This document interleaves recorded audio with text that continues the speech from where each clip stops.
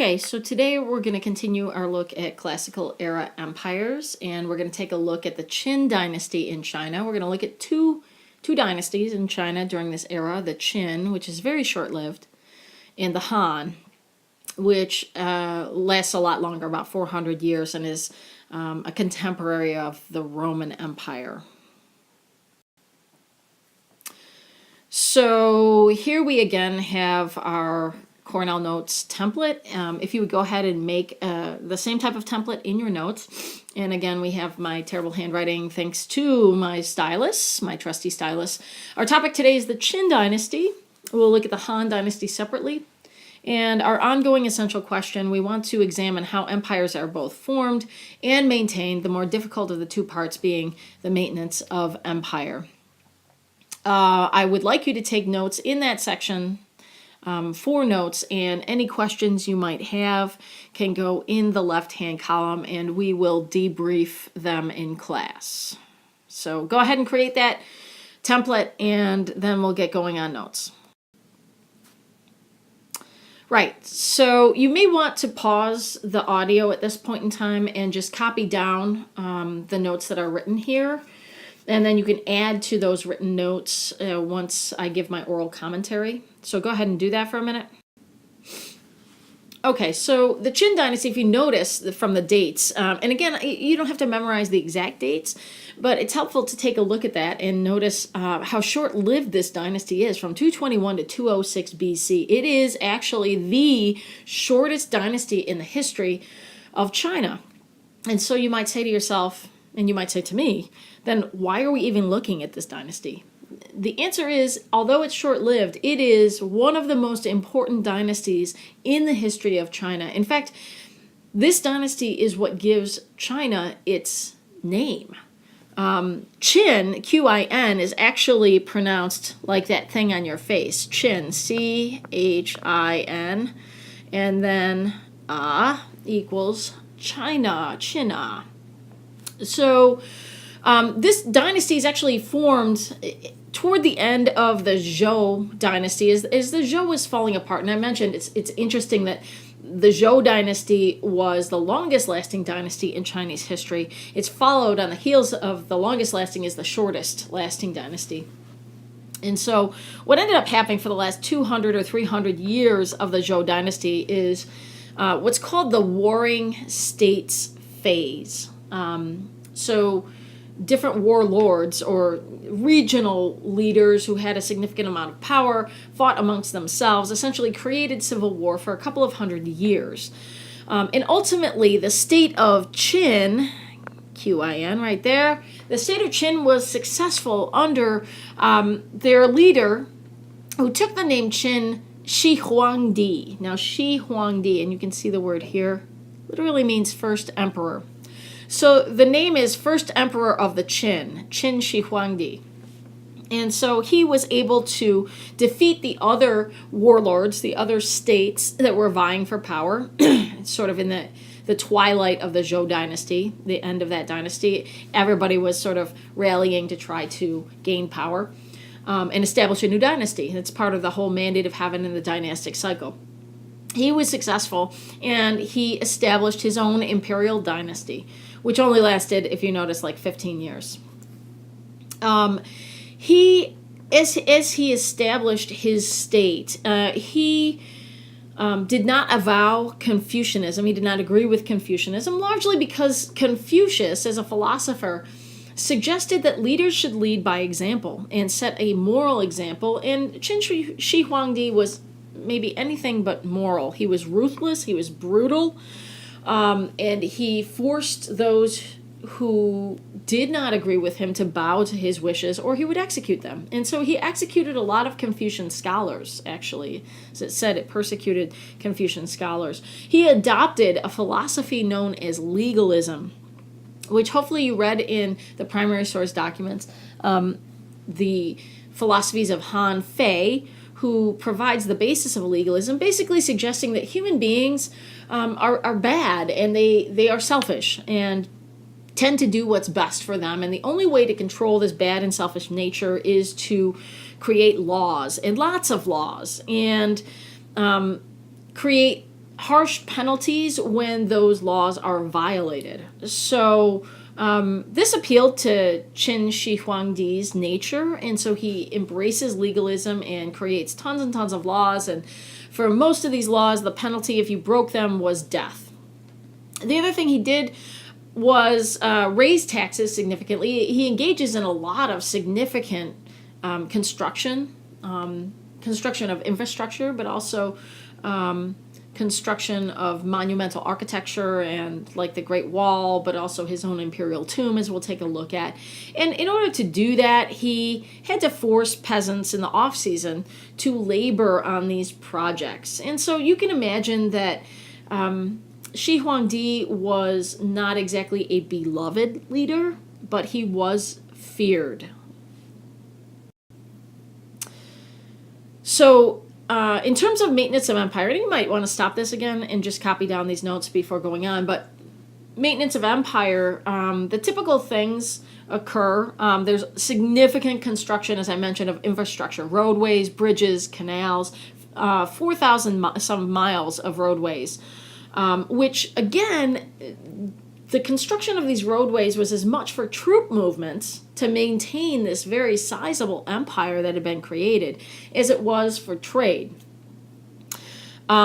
He also ordered construction of the very first Great Wall of China, which was about 1,500 miles long, and in no way resembles the current Great Wall of China. The Great Wall of China that you're probably seeing in your mind, pictures that you've seen from the Olympics of 2008, whatever, that was actually constructed by the Ming, or I should say reconstructed by the Ming. What you see in this picture was actually remnants of the earliest Great Wall is constructed by the Qin Empire, and it was much less sophisticated, but again, took like 1 million workers worked on this wall over time, and it's sometimes called the largest cemetery in the world because so many people died constructing it. Now, a lot of people and some sources even suggest that those who died in the Great Wall were then entombed within the Great Wall, which is one of those old wives' tales of history. It did not happen. It could not happen.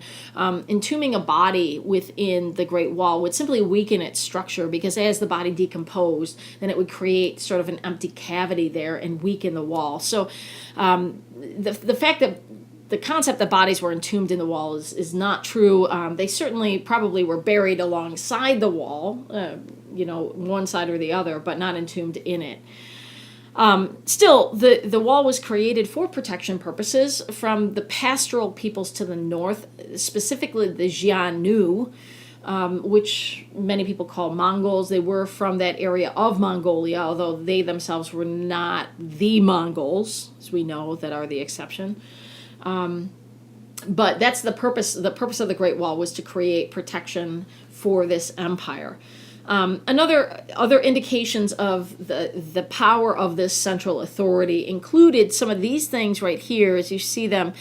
Standardized coins. We've talked about the importance of that for trading purposes, and that trade and prosperity typically yields maintenance of empire, meaning if people are fat and happy and they're prosperous, then they don't want to overthrow the government. So that's an important thing. Standardization of the Chinese script. So during this time, Shi Huangdi standardizes the characters. Well, he personally doesn't, but he has scholars standardize the characters that are used in Chinese script. Also, standardization of weights and measures, again, aiding in trade. And something you may think is kind of funny, but he standardizes the cart axle length. So the length of the axle to which the wheels are attached on a cart. Now you might say, like, why the heck? That seems completely random and unimportant. Well, it may seem that way, but when constructing roads and during times of mud or rain or whatever, carts that are laden with goods make ruts in the road, and it is very convenient if the ruts are all the same length in terms of width. And so that was the idea behind standardizing the cart axle length. This is sort of an example of what I'm talking about, although this particular picture was not taken from China. You might recognize a certain Romanness about this picture, and this picture was taken actually in Pompeii. But it's an example of how carts made ruts in the road, and so it was convenient to have all the cart axles the same length so they could all run in the same ruts.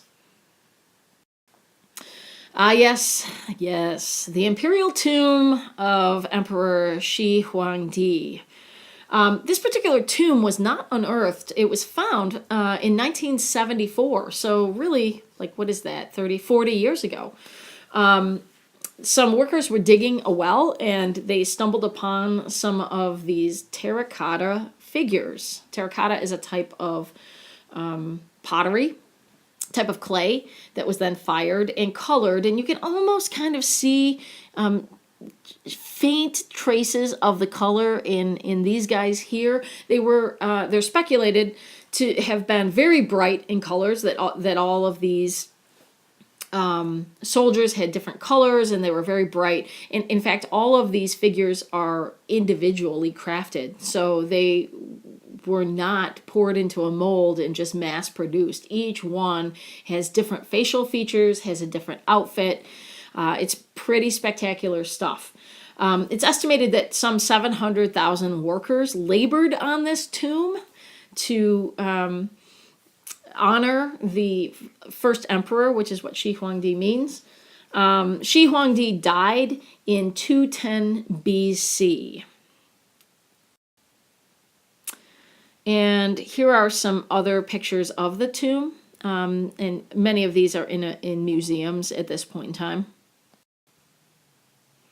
Some people call this the largest jigsaw puzzle in the world, as archaeologists have struggled to, they find pieces and they've struggled to piece together all those pieces. Ultimately, the decline of the Qin occurs after the death of Shi Huangdi in 210. His incompetent son was placed on the throne. There's a lot of intrigue by the prime minister and some of the other ministers. They believed that they could manipulate the son, and they were correct. Ultimately, he executes a number of ministers, and then he himself is executed, and the nephew seizes power, blah, blah, blah. But bottom line is that ultimately rebellion breaks out after the death of Shi Huangdi in 206 BC. And the dynasty is overthrown by a lieutenant in the army known as Liu Bang. Liu Bang is going to establish a new dynasty known as the Han Dynasty. And that's the dynasty that we will look at next. So if you would, take a minute and go back through those notes that you just took and circle, star, highlight, underline concepts and vocabulary words that you find important. Put a star by concepts that you think are super important and might show up on the test. Pose any questions that you might have in the left-hand margin, and jot a simple summary addressing the essential question down at the bottom in the summary portion that specifically addresses information about the Qin Dynasty.